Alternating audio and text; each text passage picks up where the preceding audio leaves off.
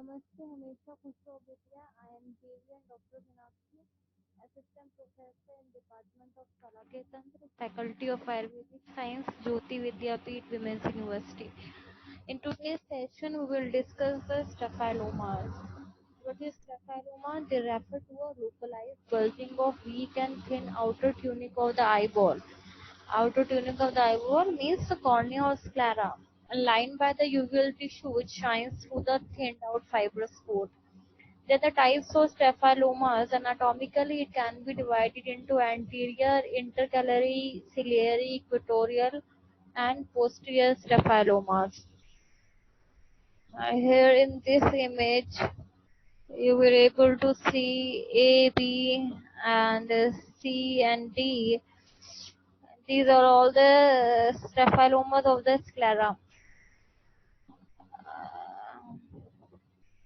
Anterior to the A will be the anterior staphyloma. At A, there is intercalary staphyloma at the limbal region, and B is the ciliary staphyloma, and this C represents the equatorial staphyloma, and D represents the posterior staphyloma.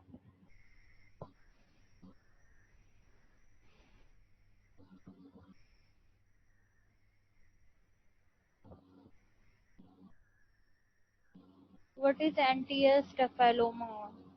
Anterior staphyloma is an ectasia of the pseudocornea. Pseudocornea is a scar formed from the organized oxidates and fibrous tissue covered with epithelium, which reverts after total sloughing of cornea with iris plastered behind it. It is called anterior staphyloma. Anterior staphyloma means the bulging of the cornea. Out of five of the staphyloma, only the anterior staphyloma occurs in the cornea, means the bulging of the weak cornea. That will be anterior staphyloma. When there is total sloughing of the cornea, then the scar is formed. After the scar formation, that scar which is formed is formed from the exudates and the fibrous tissue, and later on that is covered with the epithelium. This covering with the epithelium, and it will look like a cornea. That's why it is called a pseudocornea. But this is a weak scar tissue, and this weak scar will bulge out. The cornea will, there will be bulging of this weak cornea, and the iris will be plastered behind it.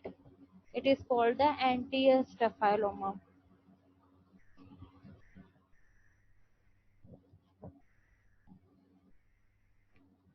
Here is an image of the anterior staphyloma.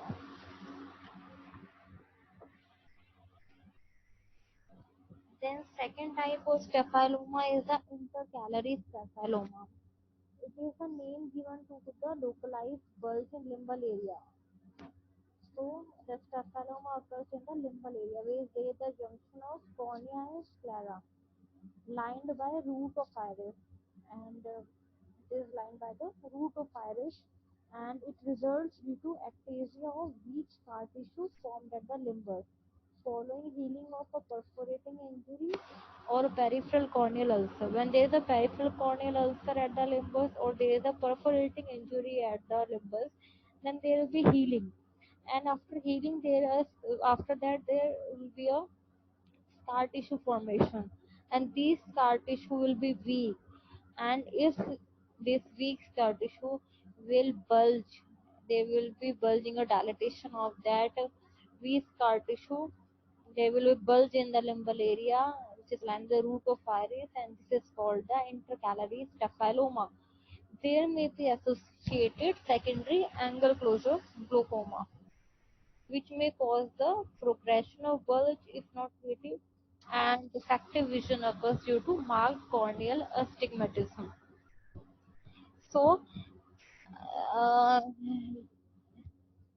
this intercalary staphyloma, there may be secondary angle closure glaucoma also, and then there will be glaucoma that will further lead to the progression of bulge if the glaucoma is not treated, and due to the corneal astigmatism, the surface of cornea will not be so smooth, so curvature will not be symmetric, so defective vision will be there.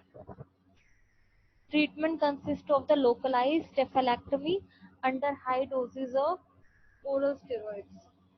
So the cephaloma will be surgically treated.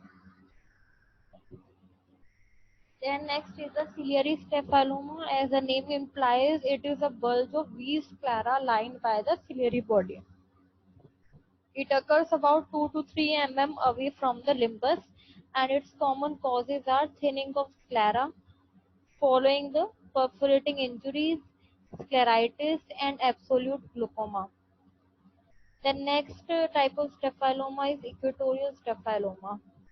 It results due to the bulge of sclera lined by the choroid in the equatorial region, and its causes are scleritis and degeneration of sclera in pathological myopia. It occurs more commonly at the regions of sclera which are perforated by the vortex veins. There are four vortex veins, and from where the perforation of vortex veins occur in the sclera at that region, that is the equatorial region, at the region mainly the equatorial staphyloma occurs, and it is the causes are scleritis and degeneration of sclera in the pathological myopia. What is pathological myopia? It is an extremely high amount of nearsightedness that causes a major alteration of the shape or the globe of the eye, which may lead to profound vision loss. And next type of posterior staphyloma, it refers to the bulge of weak sclera lined by choroid behind the equator.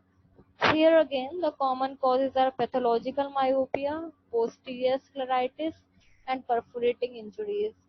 It is diagnosed on ophthalmoscopy, and the area is excavated with retinal vessels dipping in it, just like the marked cupping of optic disc in glaucoma. Above image that of the ciliary staphyloma at the region of the sclera, which is lined by the ciliary body.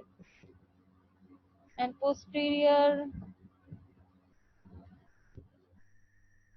the fundus photograph, it is a fundus photograph showing the excavation of retinal tissue in posterior staphyloma. And its floor is focused with minus number lenses in ophthalmoscope as compared to its margin. So here the session of the staphylomas completes here, and in Ayurveda it has been included in the Shuklagat Roga. Um,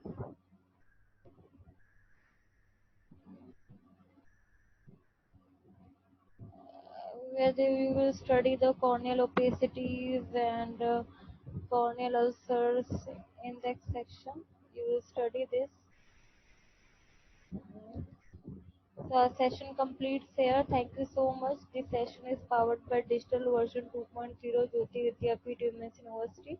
I hope you are satisfied with my digital session. If you have any query, please mention in the comment box. I will resolve it. Thank you so much.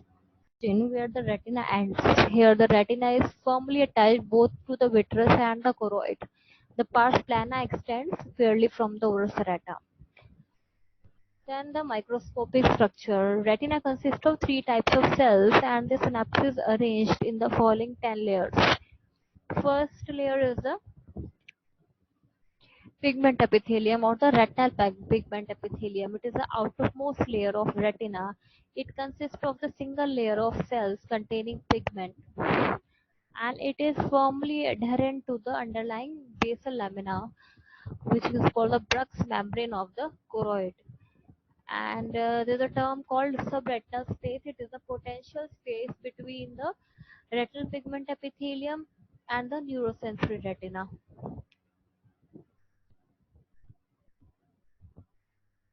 There's the anatomy of retina. Then layers of second layer is the layer of rods and cones. Rods and cones transform light energy into the nerve impulses. Rods contain photosensitive substance rhodopsin, whereas the cones contain photosensitive substance iodopsin.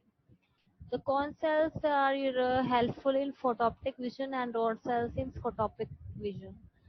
The cones are about 120 6.5 million, and rods are about 120 millions.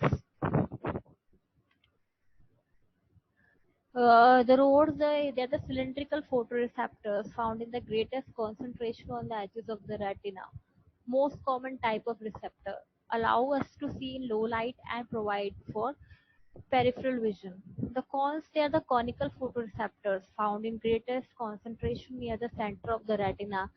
There are three varieties of cones, each more sensitive to a particular wavelength of light. Blue, green, and red allow for visual acuity and color vision. The external limiting membrane.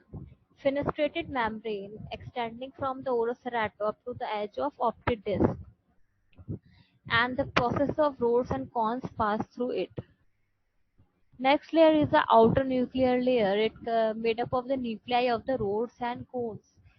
The cones nuclei have the dimension 6 to 7 micrometer, and rod nuclei is 5.5 micrometer. These nuclei lie in a single layer next to the external limiting membrane.